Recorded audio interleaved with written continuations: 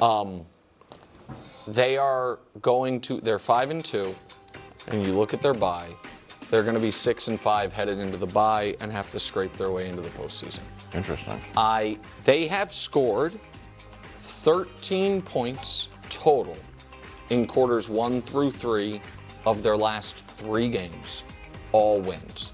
3 points, quarters 1 through 3 against Philly, 10 against the Jets, 0 yesterday against the Giants.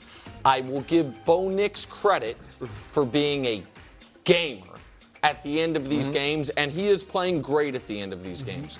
But I have watched the Broncos incredibly closely because I try to watch everything closely, but I watch my bets a little closer.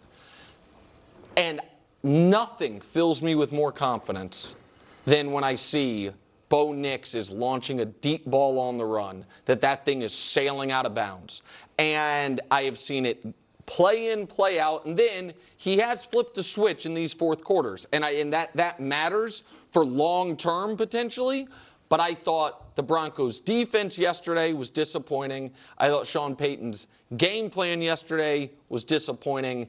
And I think that the last 2 games against the Giants and the Jets were as tough, ugly a wins as you're going to have. And so, no, could I be wrong about them missing the playoffs? Sure. I still think they're going to have to fight to get in, but I do not look at them as a team nearly as good as their record. I'm with you. Look, they might make the playoffs. I'm not saying they can't make the playoffs, but although that is a tough schedule. But I don't believe, they're not a contender. And it's the offense. And Bo Nix, as you said, he's been great in the fourth quarters. He's got an 87 passer rating. This is for the season. 6.1 yards per attempt and 62% completion. None of those numbers are good. And when you watch them, we know the defense is great. They lead the league in sacks. Their defense overall is good, despite yesterday. Jackson Dart didn't seem to have an issue. But overall, they've been a really good yesterday was their first bad defensive game. They've been a very good defensive team overall. But offensively, I think that's their problem. If the Jets had a pulse offensively, they would have beat them. Yep. And obviously, if the Giants don't collapse, they'd have beat them. So might make the playoffs, but not a contender. So we do this all the time. If this team would have done this, they could have won. Yeah. This team is legit.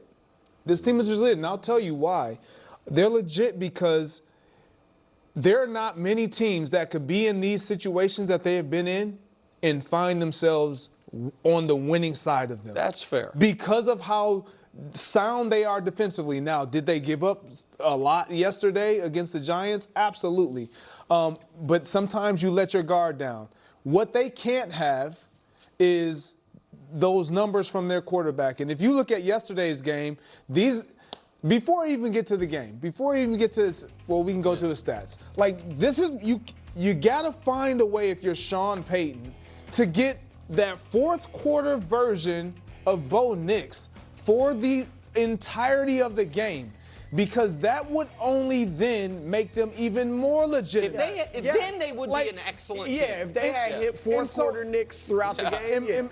And the reason why I say that they're legit is because you can the 3 quarters of the way he's performing, it not only wears on fans and viewers, it wears on the team. Yeah. Defensively, they're like, man, come on, can we get something? They're on the field. They're getting these stops. They pitched basically a shutout in the second half. Well, not a shutout, but they did their job well enough to where, okay, we're going to give you another chance, offense. We're going to give you another chance, and we keep doing this. And even as at receivers, you talk about him throwing those balls out of bounds, but then something clicks. And it's like, who are you? Yeah. And what does that say? Does that say anything to you that, do they take some of the guardrails off in the fourth quarter, or it almost makes me feel like they need to, and I know we got to go with no huddle. It almost makes me feel like they need to just literally no huddle it. Put pressure. Yeah, play the 2-minute offense. Absolutely. Early. Put the pressure on him, because he seems to get the best version out of Bo when the pressure is at his highest. He's not worried about his highest. Yeah. No, it's interesting. A lot of people came to me and said, you got to do this clip because Nick said what he said, how they're going to just collapse. And what is it? So, okay. He's saying that they're going to be 6-5. Yeah. So they have the Cowboys, the Texans, the Raiders, and the Chiefs. Now I know Nick believes obviously the Chiefs are going to win. That's fine. Whatever. I don't care. And I'm not going to talk about the week 11 game right now. Okay. Dallas Cowboys have great offense right now. High and fly, and their offense is full strength. Their defense, not so much. It's going to be a fascinating game to see. But the Raiders, who have just given arguably one of the worst performances I've ever seen in my entire existence of watching football, and the Texans, who full disclosure, I'm recording this video before they play on Monday night. I'm actually when I'm recording this, the game is going to go on in about an hour. So for all I know, they just unleashed. They just Texans, whoa! They just put the league on notice. Maybe that happened, and I'll quickly go back and say, ooh, let me delete this. Let me cut this part of this out. But I think if you're the Broncos, you shouldn't be too concerned. The Broncos obviously need to play better. But this is where we just keep taking things to such extremes. Like, this is what's so frustrating to me. Because the Broncos need to play better. I can't emphasize that enough and be very clear about that. Even an amazing game, which I talked about in the postgame, it was like, there's a lot to love about the game, and there was also there are things that the Broncos absolutely positively have to figure out. And so I'm not trying to downplay that or overlook that just for the sake of being pro Broncos. It's not how I operate. But to then take it to the extreme that now in their next 4 games they'll essentially be lucky just to win 1. And now let's say they're even 6-5. Let's just say they're 6-5. That they now have no chance, because you'd make the argument they'd have to win just another 3 or 4 games out of their next, 1, 2, 3, 4, 5, out of their next 6 games, especially post-bye. I don't understand why that would be so impossible. Playing the Raiders again? Okay. The Jags are this great, amazing team. Not so much. The Chargers can't stay healthy. By week 18, I don't even know how. They might be calling me up and saying, "Hey man, can you get back out to the West Coast? We need someone. We need anyone. Can you be on the O line? I know you're a little bit smaller. I know you're a quarterback, but we just need someone to block. Can you try? Actually, Justin Herbert's down. You got it. You're in, bro. Get in there." And I'm like, "Thanks. Finally, I got my shot. I am a lefty, so it's gonna take some adjustments for y'all. But let's go. Maybe your receivers will actually catch the ball." So I don't know. And according to Nick, the Kansas City Chiefs are going to have this all scooped up by week 17, so no problem. You're resting all the starters, and they're not going to, Mahomes and Andy Reid, they don't want to give any of their tricks out, So even in a doomsday scenario where the Broncos just lose, and now it's like, oh man, this final stretch of games, they really got to bring it. Why can't they? I don't understand. Why can't they? The Green Bay Packers lost to the Cleveland Browns, struggled with the Arizona Cardinals. The Raiders are an awful team. The Jags, they are not good. They're not good. They are not a good team. They are not a good team. Hey, guess what? They're not a good team. The Commanders, I don't know who they're going to be by week 13 because they've been so banged up. And the Chargers so banged up.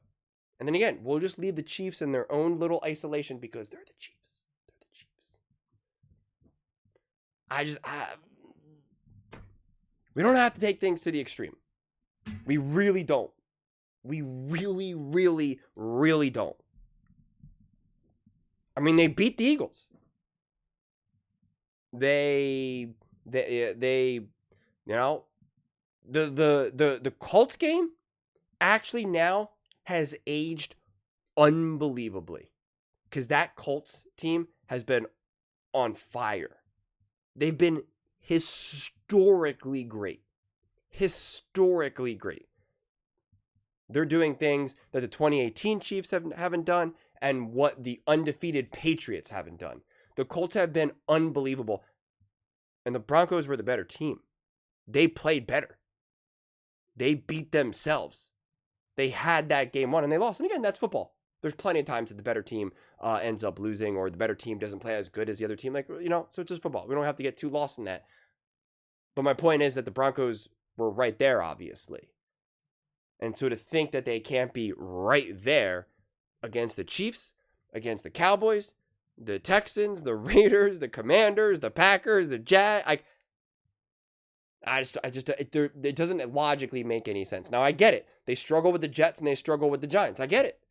I do. And you know, I'm watching that game right up until the end of the game. Obviously, I'm like, you know, why are you struggling? But we actually see the potential. There's other teams that are struggling that you're like, I don't really see the potential. And when you come away with a win, you're like that's how I feel about the Panthers. That's how you feel about the Cleveland Browns, the Miami Dolphins, right? The Miami Dolphins kind of hung with the Buffalo Bills, and you're kind of like, they could have won. But you're like, I don't really see the potential. Yeah, they hung around, but like, where's the real oomph? What can they actually do? You know, do you really trust their ability to like actually pull something off here? Can they actually go on a run? You don't feel that way. You absolutely undeniably should feel that way about the Broncos, because there's something there. They haven't harnessed it yet. They haven't maximized yet. They haven't heightened it yet. They haven't enhanced it yet. They haven't put it all together yet.